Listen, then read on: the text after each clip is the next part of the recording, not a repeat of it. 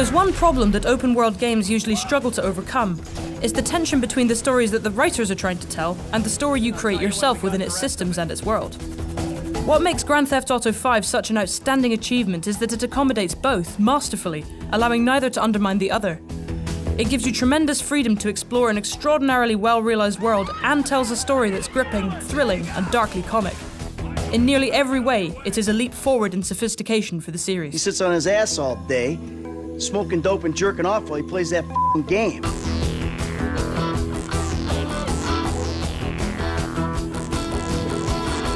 GTA 5 is also an intelligent and sharp-tongued contemporary satire, taking aim at post-economic crisis America and relentlessly ripping into its materialism, superficiality, corruption, and hypocrisy. They're shooting porno here. They shoot porno all over town. Mom rented our house to them last summer. What? Your house? Yeah. Man, you got a killer pad, Mr. Isn't it awesome? If GTA 4 is a targeted assassination of the American dream, GTA 5 takes aim at the modern American reality.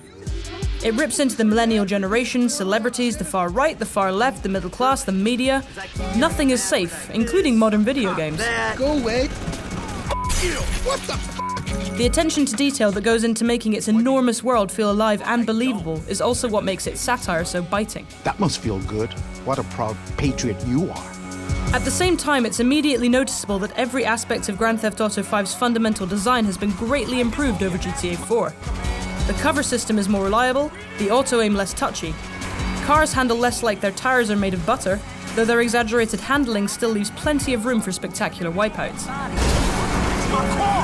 Grand Theft Auto 5's plot happily operates at the boundaries of plausibility, but its three main characters are what keep it relatable. I was just lost in an 80s movie fantasy. Yeah, I can see you spend a lot of time there. The well-written and acted interplay between them provides the story's biggest laughs and its most affecting moments. And the way that their relationships with one another develop gives the narrative its power. Michael is a retired con man in his 40s who settled down in a Vinewood Hills mansion with a family that pretty much hates him. Mom was right about you. You don't know any better and you can't help it, but you're an asshole. Franklin is a young man from downtown Los Santos who laments the gangbanger stereotype even as he's reluctantly seduced by the prospect of a bigger score. So you giving me a lecture about not being a good enough gangbanger? Who is that? And then... Hello, Missy. Well, then there's Trevor.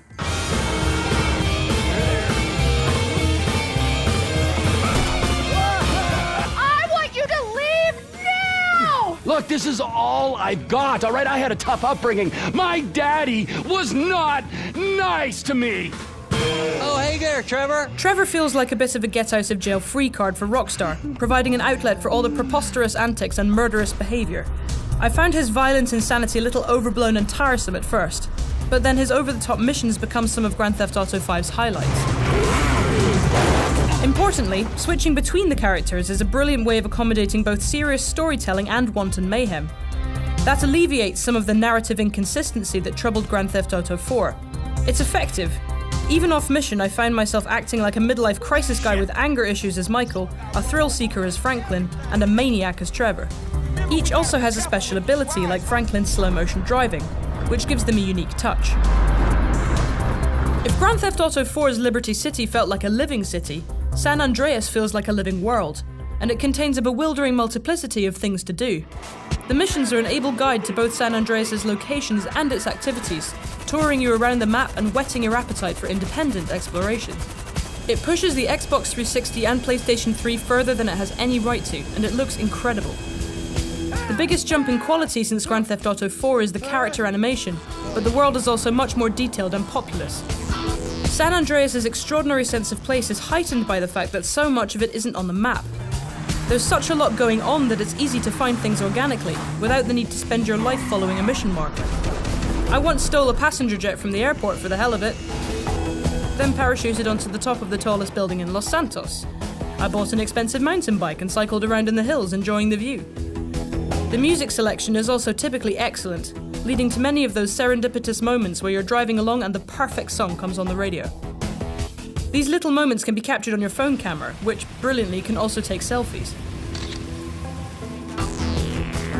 The price we pay for all of this is occasional frame rate dips and texture pop-in, which I found became more prominent the longer I played, but never significantly detracted from my experience. For such a gigantic and flexible world, it's also remarkably bug-free. I encountered just 3 minor ones in the 35 hours I spent on my first playthrough. The story that Grand Theft Auto 5 tells through its missions takes full advantage of all this variety beyond the simple joys of driving and shooting.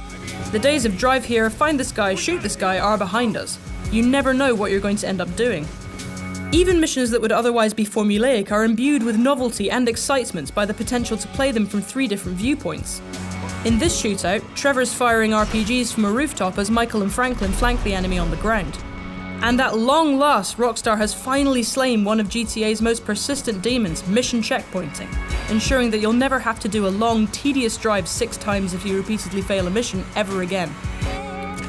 It's the heists, multi-stage, huge-scale events that serve as the story's climactic peaks that show Grand Theft Auto 5 at its most ambitious and accomplished.